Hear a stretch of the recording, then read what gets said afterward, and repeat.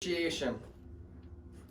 And I think it's really important, and being that we're More Love Nation here, RESPECT folks, and we're LIVE. and we're in media, and we're talking about as individuals and when it comes to business, I think I really want to focus on our personal experience and how we've realized how respect and appreciation allows relationships on a micro level to work, and then on a macro level. Thanks for being with us. On a macro level, we're going to talk about how, mainly, because we always like to bring it back to social media and engagement, how respect and appreciation should always be used online as well. I think a lot of people now with social media, they might act like that in real life, but they get online and they act like they're just badass person who can talk shit and becomes all negative and think they can just say what they want. So I think it's important that when we're interacting online, it's just as important to have respect and appreciation in our differences. I think it's super relevant right now with COVID and the mask and the race stuff with the cops and with the election, that we always show respect and appreciation to anybody on both sides of these fences of these issues. And especially as someone, if you're operating a business, you should always be showing respect and appreciation and more love to whatever you're doing to haters out there. Like if you're trying to do something, start a media company or make music or start a business, there's going to be haters out there, and respect and appreciation is key to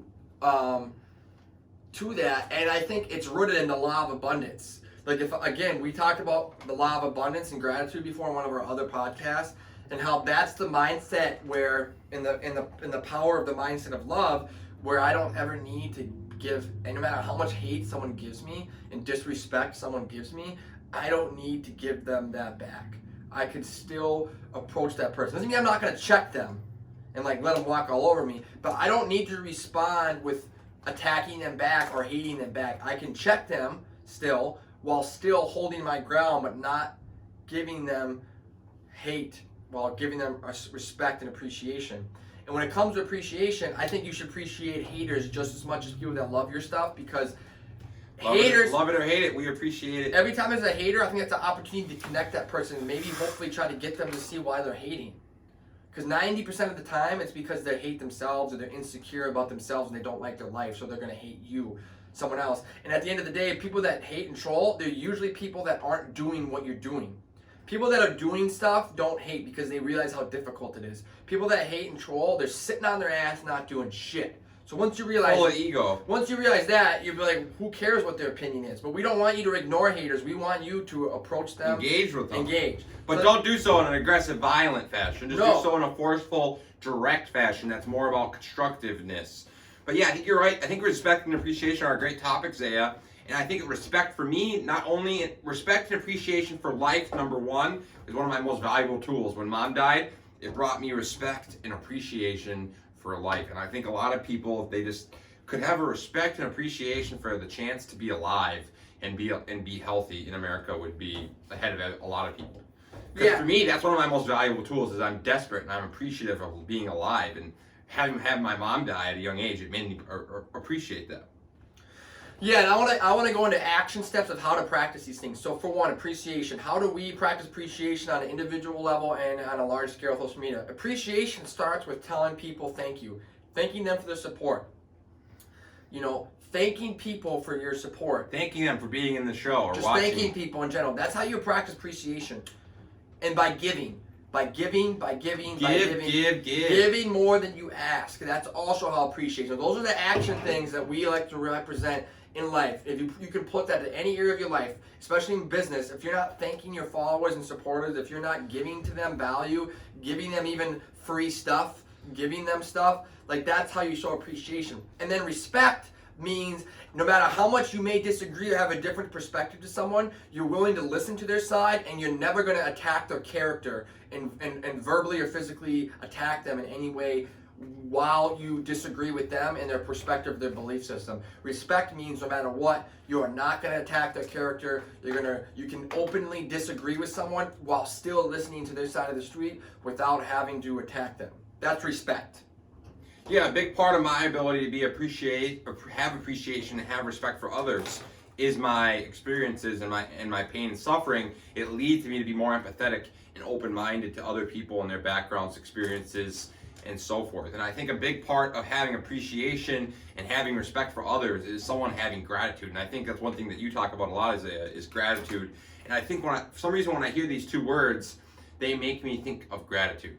You know what I'm saying? Like, that's what I said. I mentioned law of abundance and gratitude. And there's and that's the other thing. Like, America has so much abundance. I just don't think people realize. It's not even just America, the world with the way technology is. Anywhere you go with media and technology and Morning, Dell. And everything's international business nowadays, especially in America. But I don't care anywhere in the world, as long as you're not in a third world country, it's a little different. But in a modern developed country, any modern developed country in the world, the abundance is unlimited. But here especially, like, it's unlimited. If you look at here, like, if you want to and you have the sacrifice, discipline, and hard work, you could literally tomorrow decide that you're gonna go chase a dream and you could make it happen. As long as you have the discipline, the sacrifice, the hard work, and the willingness, like, you can make anything happen in America. That's possible other places too, Zaya, but for me, having done it firsthand, built a moving company, it's like, wow, it's there for everyone if you want it, no matter what. No matter what, you can be how many countries can you throw a football and a basketball and shoot a hockey puck or play fucking video games and make 6 figures? Yeah, you can do that all across the world in any modern developed country. It's just the extra. I like how you say America, but I also feel like we have an audience here. We have an audience across the world, and I think it's bullshit if you're not living in America and you say just because I'm not in America I can't do that. Totally. You could do that anywhere. I'm just saying modern developed because obviously there are third world countries where you go to where access to food and the internet and energy aren't there. That's a little different. But if you live in a modern developed country, Australia, anywhere in Europe, countries in South America, Russia, Asia, Japan, China, even like any of these countries where they're modern developed world countries with internet, technology, access to social media, international business that can be done, anyone can do these things that you want to do. Anyone. And even if you somehow can't do it there, you know you can move somewhere to do it. So there's no excuse other than living in a third world country. So actually, even third world countries is an excuse because those people will sacrifice and move here to do it. So I just think it's interesting because if you look at respect in relationships, like I start to look at this through a relationship lens. If I'm respecting and appreciating someone or something, it's going to be really hard for us to have conflict. Or at least not work through conflict. Like, if you think about me and my friend Work through conflict, I think, is key. It is key. Work through it. Doesn't mean you're not going to have conflict ever with respect. You're able to use respect as a way to work through conflict without having resentment and ego and attacking people's character. Everyone does that, dude. If you go online and inventory right now, everyone just attacks everyone's character. And I hate to cut my brother off because you're good, man. But I thought that was really pointed. He says working through conflict. I hate to cut you off. Working through conflict is key, but it can't be done without respect. It cannot be done. What happens if you don't respect? It comes out and you don't even want to talk to the person. And that's childish. It's so immature and childish. That's what little kids do. They get in a conflict and they just go, well, I'm right, you're wrong. Not even that. They just go, they look at the kid and go, well, fuck you, chubby Jimmy. Your mom's PB&J suck. Your mom's PB&J suck. He runs off the playground and goes over to the and then he'll kick his shin and then run away. And that's what Americans are doing as adults right now with the climate we're in. Everyone's in a bad state emotionally. And they're kicking each other in the shin like little kids that hate each other's. And they're talking shit about each other, and then there's no respect. And then guess what happens at the end of it? Nothing, no groundwork or progress is made within the conflict of the conversation of what's going on. There's no solution. I just found it interesting. Hilarious. The other day, I was having a conversation with my friend Derek Smith, and I was like, wow, this made me realize like one of my most valuable tools is my appreciation and respect for life. It's so simple. But like, just think about that. We were talking about that the other day, Zaya, and you were talking about how we're gonna die, all of us, and it's sooner than later. We all have a day in the book somewhere. 80. Let's just put 80 as enough. 78 years old is the average lifespan right now. So let's say 80 years old. You're dead. I'm 28 right now. I'm turning 29. 62 soon. years. And the blimp of the That's a blimp. It's a blimp. How long our universe and galaxy has been around? Like that's a so that makes me be appreciative of like my time and be like, okay, I better take action. I better do something. You got 62 years, man. That's not a long time. Yeah, it's a lot, but at the same time, it's not. It's not. The whole micro macro thing. You're right. It's not. It's not. As Gary Vee says, micro speed, macro patience. Exactly. It's the same thing. So 62 years, yeah. In the macro, in the life of in the world of the universe, it's not very much time. But in a human's life, it's 62 years is a while. But how you balance that is like Gary Vee says. It's the best quote I've ever heard Gary Vee say. It's hard to say. It's the best perspective to ever have. Micro speed, macro patience. If you can understand that concept, it means you're going to bust your ass micro speed, but you're not going to be grinding through life, always never happy, looking for the future, because you have macro patience. So you're getting the best of both worlds of like, I need to hustle now because I'm going to die when I'm 80, but I also have patience where I can enjoy the process. Yeah, I agree 100%. Because everything that you talk about should be looked at a micro macro lens, and when you hear us talk about micro macro a lot here, and it's ultimately because we perspective. It's all about this. We listen to Gary Vee a lot, and micro macro, like everything's micro action and macro action, and it's how you do it and how you find balance in that gets you to where you want to go. I'm closer to death than you guys. Laugh out loud, Dell said. Closer to death than you guys. Well, let's change that, Dell. Come on, man. Fuck. But let's bring this back to how does people practice appreciation, Rambo? Like, I want you to share. Appreciation to me is gratitude. I think number one, eating shit more. So that's number one for me. I think people need to start living a little bit less in comfort and living a little bit more in discomfort and facing fear and doing things and challenging themselves, because it requires you to sacrifice, maybe eat a little bit more shit, and then you start to gain more appreciation and gratitude. Because if I live my whole life in my stagnant, stuck comfort zone, like me and Dell talked about the other day, I'm going to have a really hard time being appreciative and being grateful for life. So I think for me, I would say eat more shit, or like sacrifice more, or do more, or challenge yourself more. Yeah, and I think what's even doing that great. I got one I think is even better. Oh yeah? Go to a country where people are eating shit, and you will realize how great we have here. Go to another country somewhere, visit another culture. That'll open your mind. It'll bring awareness. A country that's not as developed as this. But you can do it here too, folks. You can, but I'm saying by going there and coming back, before you do what my brother's saying, you'll realize that that's not even eating shit, really. Like, if I put myself in a situation that he defines as eating shit in America, other people in other countries would die for that opportunity, because it's really not eating shit. It is, like he's saying, because we have it so good and so cushy that even if you're sleeping out of the back of your car, whatever, in Minnesota or Hawaii, that's still not eating shit compared to third world countries where they eat shit every day. Like India, it's like certain countries, there's poverty so bad. For me, going so bad, that perspective will carry over, so that even if I have to make sacrifices, I'll be like, dude, this isn't even that hard of a sacrifice. I just went to the third world country and came back. So I think you should do both. I think you should go to a third world country, experience that, and then come back and realize your little sacrifices that you have to make aren't really shit. Yeah, that's the reality. I agree 100%. But so when he says eat shit, it's not even that hard. It's like he's talking about eating fucking delicious shit.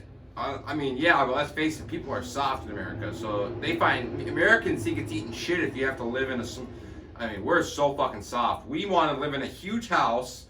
We want to be able to click and order something online from anywhere, any place in the world, and get it in no time. And we want to be able to drive a luxury car in a sedan, and we want to be able to make six figures on cruise control. And we don't really want to have to. It's just remarkable how many of us want to just be on cruise control. Yeah, but I think appreciation is the key no matter what you want to do. Even if you don't want to eat shit and you're in a part of your life where you're just blessed enough where you don't have to. Some people are so blessed with access to finances and coming from money or whatever, they don't even have to do what my brother's saying. But that won't work if you're not appreciative. Like my brother says, if you don't have gratitude for wherever you're at, appreciation, no matter what situation you're in, even if you don't have to eat shit, it's never going to work because you're not in gratitude and appreciation. Dell said, what ways do you use to help change your way of thinking or reacting negatively when you want to lash out at someone or talk negatively about them? How can you look at that person from a different perspective? Dell, this is a great question. You want to answer it first there or me? I think it's really simple. When it comes back to respect and appreciation. Yeah, first off, 90 to 95% of the time when I'm reactive negatively to someone or lashing out, it's usually my feelings or my own ego that's getting bruised. Sometimes they are attacking you. They might be attacking you and you might feel that's justified. But a lot of times I don't even feel like that's the case. I think a lot of times it's us lacking our own inventory of it has something to do within me why I'm reacting negatively. We instantly want to look at them. So like 90% of the time it's just me. I'm having a bad day. It's my own fucked up brain not being grateful in a good place spiritually. No matter who comes at me, it could be the littlest thing. It could be the gas station clerk and I'm going to lash out at them. It's me, not them. So it's really more about me and my inventory and why I'm negative thinking that way. and it's usually lack of gratitude and appreciation. 2, if they are attacking me and I feel righteous that they deserve to go back, I have to respond back, recognizing that I'm not going to attack back because they're a human. They also lack awareness. They may lack gratitude and appreciation, and they have shortcomings about them. So I'm not going to attack them because I'm feeding into their insecurities and their fears and their unhappiness. So I'm actually they're pulling me down in their pity party and their misery loves company. So that's how I would respond to it. I think that's a great way of looking at it, really. I mean, that's pretty much exactly how you should look at it. But ultimately, my point would be, I have a trick, and I come from empathy, and having had a mom I loved, I try to look at everyone like they're my mom. Literally, I try. My mom was like one of these really sweet, innocent little women, and like if I look at people when I go out in public, like the most empathetic person, like if I look at them like they're my mother, I try and look at others like they are someone that is, or your grandma, that is my mom. So if I do that, it really helps me. I literally will find myself where I'm in stores and I'm like, my mom used to be really slow when we were checking out at the grocery store, and I couldn't stand it kind of, but I learned to appreciate it. So now when I go out to the gas station or I'm waiting in line, I look at people in front of me, I'm like, oh, why are you so slow getting your checkbook out? And I'll think about my mom, and I'll be like, so I try to think about them like someone I really appreciate and respect. And when I really appreciate someone and respect them, I'm much more open-minded, empathetic, and patient. So that's, for me, one of my most crucial tools is to be more open-minded and think of someone like they're someone that I care about and respect and appreciate. So for me, that was my mom. And ultimately realizing that all of us humans struggle with pain and suffering helps it make it easier to be open-minded, patient, and empathetic for other people, because because 90 to 95% of the time, it's them. So when they're lashing back out at me, it's them. It's nothing. And it's me too. Exactly. That's a great point. It's them and it's me. Because like if I'm lashing out, it's me. It's still you. And so then you realize when it's them, it's them. So you realize it's both of us having something wrong. It's both of us. Exactly. But usually, if they're whoever's doing it first, I'm saying it's them. So if I'm lashing out, it's me. And I say 95 to 95% of the time, because there are times my point is when that's not the case, where someone is just like attacking you, and you have to fucking put up a wall to protect yourself. But then you don't surround yourself with those people anymore. Yeah, you can detach. But 90 to 95% of the time, it's all within yourself. It's all within them. And to change your perspective to react that way, like my brother said, it's the same thing I said. They all have pain and suffering. They all have ego, fear, and insecurities. We're all humans who are imperfect. We all have lack of gratitude, lack of awareness, lack of appreciation, lack of perspective. When you understand that, it's almost like, for me, when you begin to understand psychology so much and why people do what they do, it's hard to even hate anybody or have anger. It's impossible. I understand psychology so much and how people are, all of my own inventory and audit, that I'm like, oh my God, I can't even get mad at them because they're just acting this way because it's how people act this way. And all I can do is focus on my side of the street. My job and my only power and control is how I inventory and audit myself and how I react and give to others. That is it. I have no power over anyone else in their reaction. And you're giving them power. By reacting that way, you're giving them power over you. If you can say no one's going to affect my emotional state, yeah, totally. You're giving them your power. You're giving them a power. In fact, you're giving them a superpower. If you think about it, that's a superpower. You're allowing other people to control your emotions. People, places, and by things. The way they treat you. Yeah, just think about that. Most men are like that. A lot of people, especially, are like that, especially men. They let people, places, and things insult them and then piss them off and make poor, impulsive decisions. Then you're under the spell of other people. It's terrible. Just think about that, dude. Like when I go out in public, but number one, what I think about Del is a psychic change also doesn't happen overnight. He said change your thinking, and I think that's a great point. But ultimately, the practice, you have to want to do this. It's conditioning and fitness. Yeah, Del. you have to condition yourself to do this. You can't just like try this one day and wait a month and then try it again. You're never gonna change your thinking.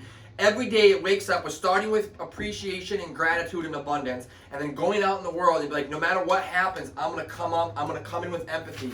I'm gonna treat this person like they're my mom or my grandma. No matter what they say, I'm not going to stoop to their level of negativity. I'm going to stay positive. I'm going to stay grateful. I'm going to stay. And actually, if you listen That's leadership. Yeah, and it's leader. And if you listen to understand them, appreciate you, Del. It's easier. Like when people are reacting to me, I really want to understand them. So I'm listening. So when I begin to understand them, when someone's talking to me like that, they could be talking shit to me. Aloha, Serena. Aloha, Serena. They could be talking shit. You know what my response would be like, man, it sounds like you're really angry today. What's going on, bro? I can see how that response, I'm responding back to them even though they were attacking me. And 9 out of 10 times, that person's actually going to like me at the end of it and be like, okay, you know what, I'm sorry.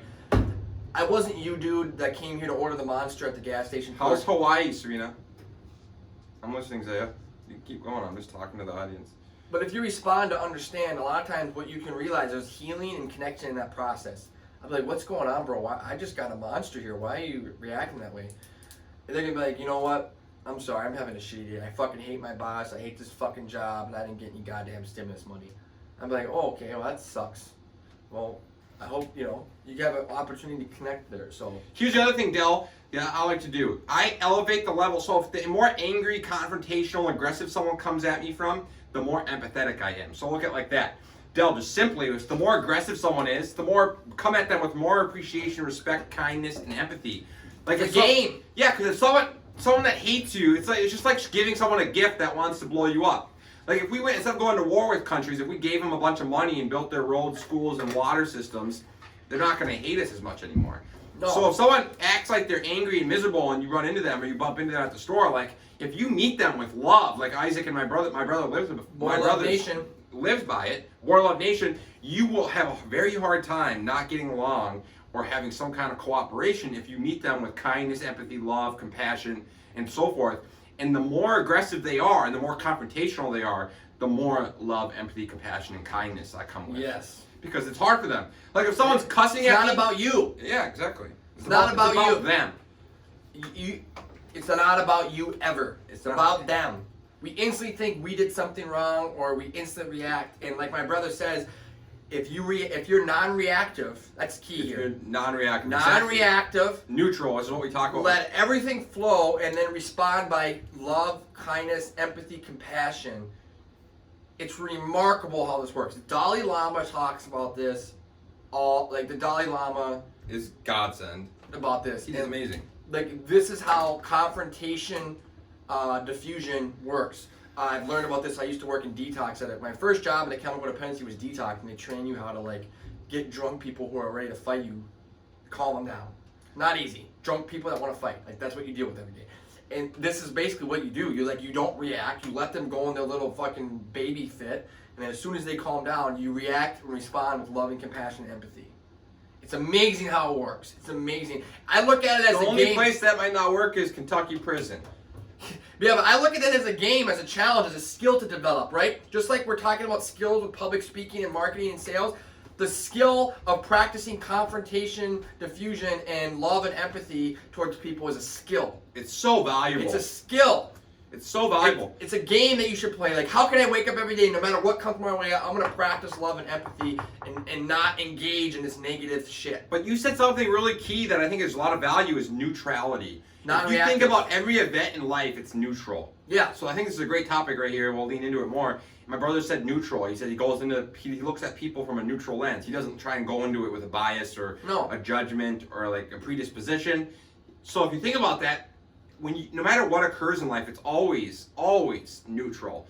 Events in life are all neutral. It's how we interpret and react to them. So me and my brother could both get in a fender bender. I could be the guy that says, "Oh, God just told me to slow down because I'm moving too fast," and I say, "Oh, this was positive. I only got a little ding in my bumper, and I'm not hurt," and I look at it positively. Fender benders are always positive because you usually get a couple grand and barely dents your car. Or opposite, I get dwell negative, and on the way home, I get miserable, and I go buy a bottle of booze, and I get in an accident. Extreme examples, right? But ultimately, deep down, it's because his wife left him, and that's why he got the bottle. Everything's neutral. It's how we react to it. So I think that's a great point. That's a funny example. You know what happens? The dude gets in the fender bender and just finds a reason to go. I'm gonna get the whiskey and get 175. No, I think that's a great point though, because I try to do the same thing now a lot, and then after having the show, launching this show on Weirman Media, it's pushed me to have to be even more like that because I've realized I didn't have this perspective until I started the show about it's not right, it's not wrong, it's my perspective.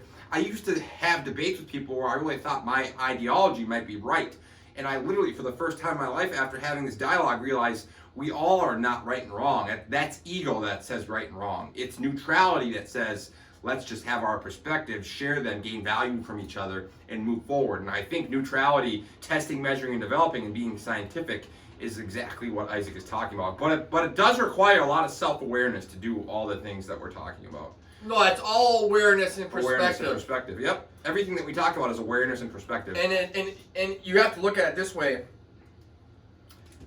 You can't do all this without emotional stability. So I always do my own Which inventory. is so when I valuable. look at how I'm responding, it's ego checking me about my emotional stability. Because when I'm in a very good spiritually state, spirituality gives me the emotional balance. That's the greatest gift. And three things it gives me: emotional balance, a sense of purpose, Thanks for being with us. a sense of purpose, and a connection that's rooted in gratitude. Those three things. And when I'm in that state, no matter what happens, I'm not going to react that way. So when I catch myself thinking negatively and reacting a certain way, I know that it's me and my lack of emotional stability, because somewhere in my inventory and my auditing, my spiritual program, I'm lacking. Kentucky. That's lacking.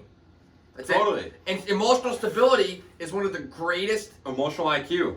It's one of the, So valuable. It's actually the greatest freedom, and it's the greatest benefit, because people can be super intelligent, but if they don't have emotional intelligence, they're not fun to Everything goes be out the around. window. They're not even. Emotional intelligence combined with intuition is by far the greatest skill set that will separate you in successful being in life. Anyone who has a high emotional IQ is successful. You could be extremely intelligent, but if you don't have emotional intelligence, you're fucking so far away of awareness and who you are, and they're not fun to be around.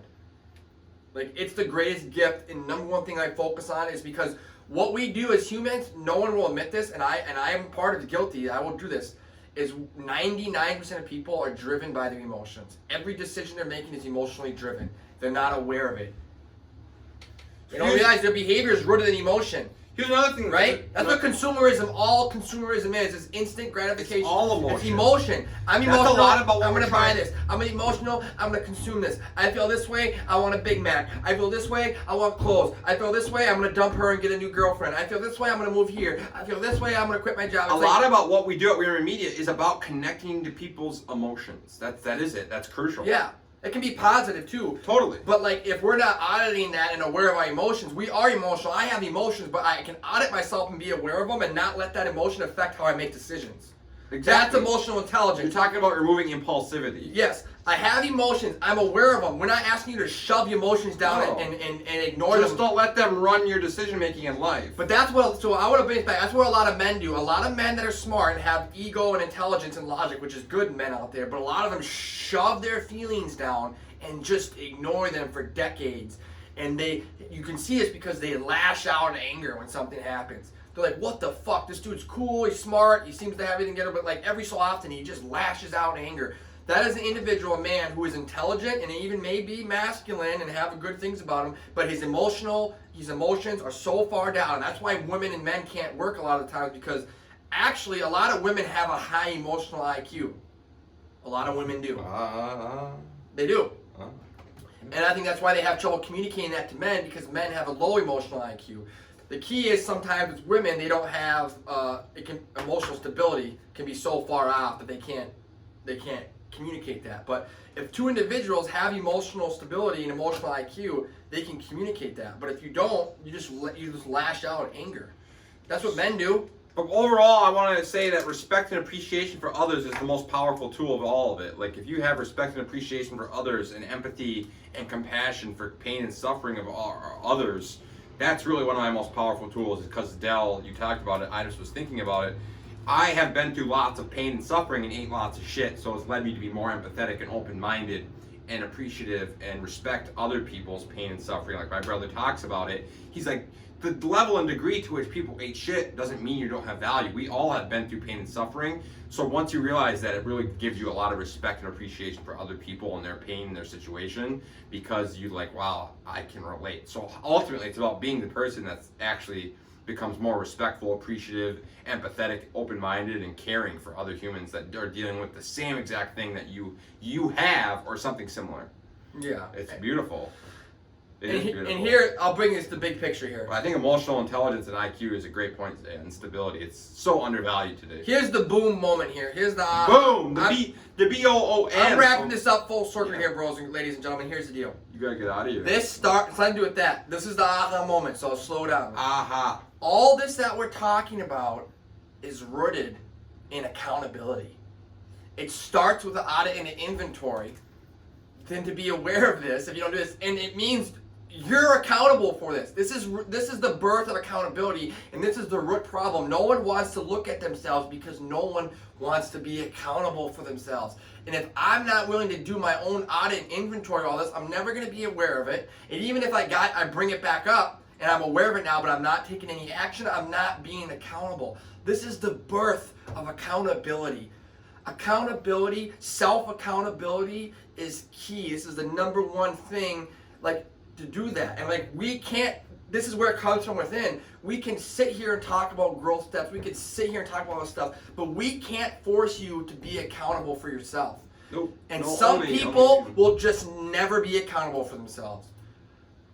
But that's the beauty of all this. Once you become accountable, there's a freedom in this. Right? This is the birth of accountability. It's the most powerful tool ever. I agree 100%. No one, who holds you accountable to do all this shit? You do. I think what he just talked about, it's the freedom that comes from that. It's so powerful, right? I just did an episode the other day on Q&A, the daily. I have a question and answer episode I do when my brother's not in the studio. And one of them was why control of our time is so important. Because once you have control, like my brother just said, of your time, your energy, and your money, and take responsibility for you have so accountability, responsibility, and empowerment comes from time control. And when I take control and responsibility for my time, my energy, and my actions, as well as what I do with my resources, I'm now taking responsibility and find empowerment and accountability in that.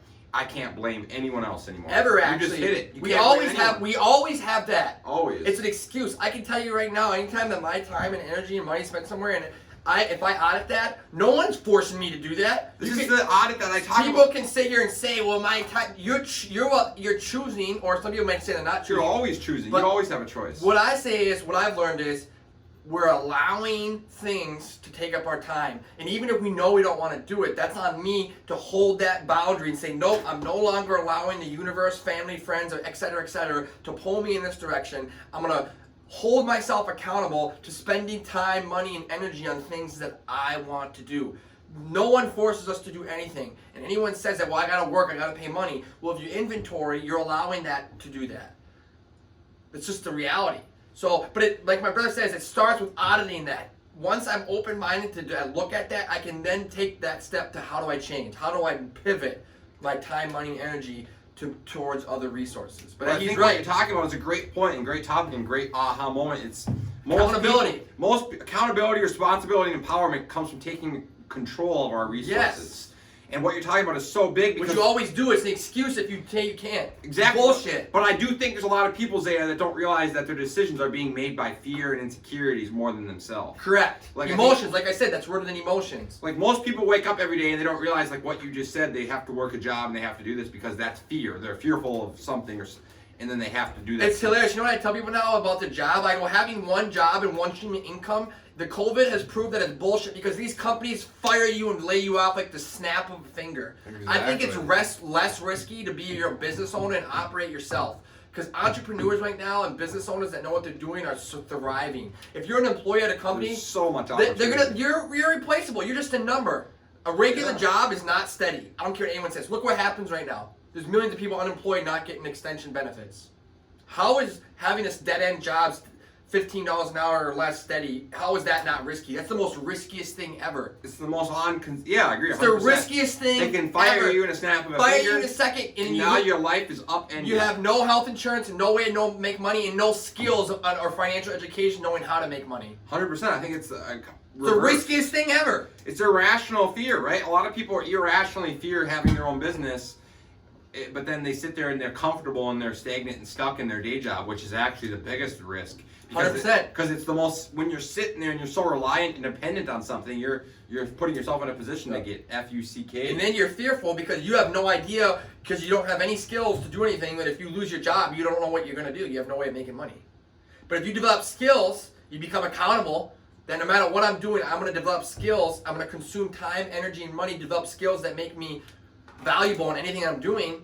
I'm irreplaceable. That's why we're going to bring this big picture. That's why we're talking about leadership branding, because it's a skill that makes you valuable no matter what you're doing.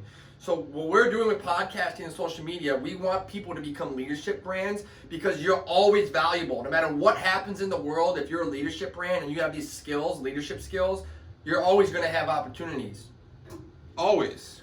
But it doesn't happen without accountability. So that's why I think the respect and appreciation, bringing it back to accountability, bringing it back to auditing your time and your money and your inventory. No one is accountable but you. You can't blame anybody but you.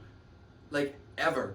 And until someone is willing to admit that and audit that, you can't move forward. Until someone's willing to have respect for themselves and others and appreciation, it's a waste of time to engage with them.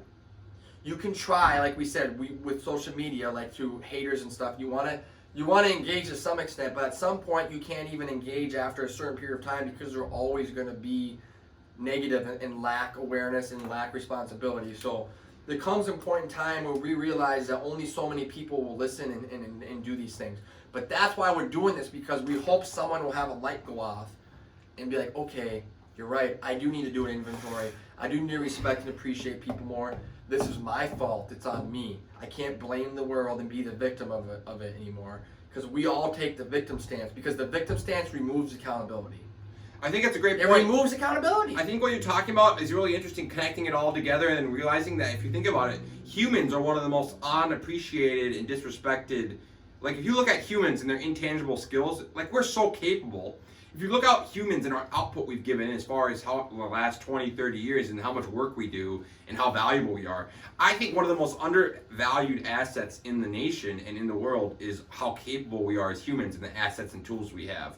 Like, if you think about what you're talking about is leadership branding and leaning into our individual strengths and our abilities, I really think that we're more capable than anyone realizes, and I think that a lot of us don't appreciate and understand or even have awareness or respect for the fact of how capable and how strong and dominant as a species we are. So yeah, we're not even near our potential. And nowhere near. A big part of that, and I don't want to get into too big pictures, but we're not training kids at a young age to be creative and use imagination and open-mindedness and these things. We're kind of educating and training kids to be mindless employees and workers, which is what a big problem of all this is. Like, we can advance our species and humanity forward by teaching creativity and imagination more, and these spiritual principles. Huge. Creativity and imagination. And the More Love So Nation, and More Love Nation rooted in empathy, compassion. MORELOVE. Like, if we teach young kids about, if we focus on More Love Nation for our kids, empathy, compassion, unity, love, respect, and then we teach them to think and use their brain creatively and critically thinking and be imaginative, that's how we move humanity forward, like my brother says. But we can't get there if we're not rooted in these principles. We're going to keep educating people to be mindless workers, to remember the 56 capitals of the United States, and just remember and quote stuff and not actually be imaginative and creative, and teach these kids about competition versus collaboration. We should be teaching kids about collaboration and unity and compassion and love and empathy. That is what we're going to do to move humanity forward and reach our potential, like my brother says. But it all starts with respect and appreciation. Respect and appreciation, we can't move forward with each other because everything is ego, fear, I'm right, you're wrong, I'm better than you or less than. And when we can root in those principles, then we can become, through connecting, and we can become accountable and understanding that through accountability we can move forward. That's how I would sum all this up when it comes to that. But we can't move forward without respect and appreciation. And it starts with me, my inventory and my audit, and not looking at the world. We're talking about the world because we're aware of this now. But me and my brother are still rooted in ourselves and what we do every day. We don't change, we can't control the world. We can't. But we can control ourselves and our emotions and what we give to the world.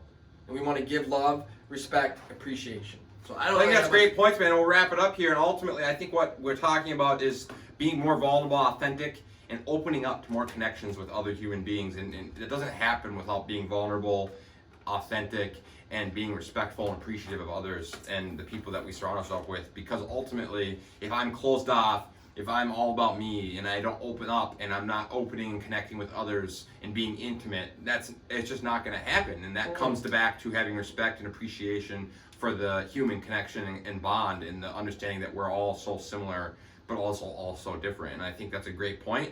And I think creative imagination is also another great point that you said, Zaya, because if we lean into ambiguities and the different points of view that we all have and how we all interpret things differently, which is ultimately an ambiguity, people can't use the right and wrong. And having launched this podcast and media company and clothing line, More Love Nation, it's made me realize that, because people start to critique our art. And art is the ultimate answer. My brother's right, because listen, people can't, it shines a light on ego, because you can't critique, like you can critique it, but you can't say art is right or wrong. So ultimately, being creative and imagination and focusing on leaning into that shines a light on the problem, which is ego and judgment, because you can't judge someone's creative expression and you can't say it's wrong. Like, so ambiguity, folks, and creative and open-mindedness and imagination is crucial. And I think that's a great point. I think that's a way that we can be more open-minded and creative, and imaginations, let them run rampant and connect and be authentic and vulnerable with others. So I think that's a great point.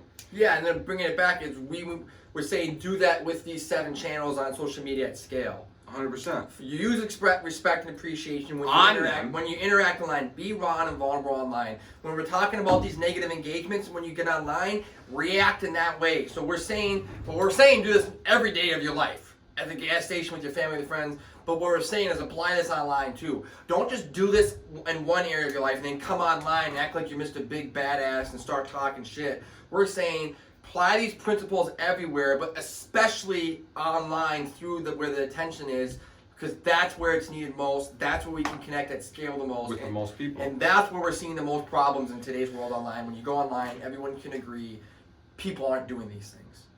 We need to bring this mindset online to bring unity online and connectiveness. That's what we're saying. 100%, and that requires being vulnerable and authentic. So that's what we're here at Weirman Media doing on a daily basis. We are trying to lean into and be as authentic and vulnerable as possible by being creative, open-minded, and expressing our truths and our realities. My brother always says, what, Zach? Speak your truth, film your hustle. Film your hustle, and speak your truth. It's very simply, if you don't know what to post out there today, whatever you're doing and hustling every day, film that. Post that online, and then whatever you want to talk about, just speak your truth. That's just what we're saying. Think about that. Speak your awareness and your perspective. Doesn't mean you're right or wrong. Just speak your truth. But that film statement, your hustle, speak your truth. That statement exactly summarizes vulnerable, authentic, and exactly all the stuff I just film your about. Hustle, man. Film whatever you. I don't care. Film your hustle. Speak your truth, folks. That's it. That's what we're doing. Simple. That's what we're doing. If you don't know what to put out there, film whatever the hell you do every day that you like to do, and then post it online, and then speak your truth when you post it, and speak your truth when you connect to people. And the more you do that, the more empowerment you'll have. Like, holy crap, I'm all online. I got 1,000 fans. And confidence. Yeah, I got confidence because I'm speaking my truth now. I don't have to hide who I am and my truth. I don't have to hide what I do. From it. I can speak it and I can connect. Like that's it. Film your hustle, speak your truth. That's exactly what we're doing here. We're filming our hustle and we're speaking our truth on the podcast. And it's not right and it's not wrong. It's simply your perspective. So no one can say it's right or no one can say it's wrong. And ultimately, at the end of the day, Weirman Media, that's what we're all about, and propelling businesses and brands to the intersection of culture and attention via fast, fluid, flexible content creation for the modern day. So I'll let you wrap it up, Zaya. Shout out More Love Nation. If anyone wants to be a part of this movement, go to morelovenation.com. We'd love to see you purchase any products. We'd love to offer if anyone's interested in giving a pledge. We do shout outs on our podcast. We do pre-rolls and post-rolls on our podcast for people that pledge. We really want people to wear these shirts and all of our clothes as a reminder. As a reminder that, like, when hate is loud, that love must be louder. It's a great point, because since I started wearing them and I started buying the clothes, when you're wearing them, it is a reminder, folks. Like, once you have to, if you're wearing a piece of clothing that says More Love Nation, that's what it stands for, you have a hard time. You're like, it does make you have to live in it, because you're like, oh, if I'm walking around with a shirt that says More Love, I have to live that. Yeah, it makes you think about it more. It makes you out of it. And the next thing you know, I catch myself getting caught up and getting angry. It's like, hey, bro, what are you wearing right now, Isaac? Exactly. Oh, shit, I'm wearing the More Love Nation. I need to act like more love right now and empathy to this person. It's a daily reminder. Maybe someday people will get shit tatted on. Maybe Plus, it looks fresh. What if I get some rappers? Next thing you say, I might get an ink. Tattoos. People might get More Love Nation tatted on their face. What if you? Be quiet. There's rappers that tattoo their face all the time. Totally. What if rappers started tattooing more love on their face? That means we know we're doing something we have right. a campaign going for something. No, but ultimately, I think that's a great point, man. Ultimately, that's right. Pre-rolls on the podcast, post rolls, shout outs on all of our pages, which on all of our Instagram pages and social media pages, you're talking over approximately 15,000 followers. So you get shout outs on all of our pages. You get a post roll and pre-roll, and you get a shout out at the end of the episode for your hashtag. So I've been doing that. If you listen to our episodes, I've been doing that, and I've been adding them in as we go. And that would be for a $100 contribution or a pledge to the More Love movement. And you would also then get a shirt given away to someone that is in need of a shirt. So we just want to see people wear these clothes and then live through the clothes. This message, I want you to wear it and then live it. Exactly. Live it. Like Live, folks. Like, don't wear this because it looks cool. Like, But it does look good. It looks good, It's but champion swag, folks. like, it's cool, but it's ruining the message. But we're smart. Like, you can't have a clothing brand that looks shitty, even though it's a cool message. You gotta have it look cool. It all comes back to pricing and quality. And I tell you what, the shirts and the price are phenomenal. You can get this shirt right here for $26. Champion brand. We partner with Champion. Quality. It's champion quality, and it's really nice. And it's only, Champion. That shirt's We are the it's champions only $26. of the world. All right, well, we better wrap it up. My ADHD is kicking in. Thanks, ladies and gentlemen, for being with us. Your attention at Wienerman Media is greatly appreciated, and it is our oxygen. Boom. People got a lot of value in that one. We were packing nonstop for 45 That was good. There was no pauses and breaks in that action.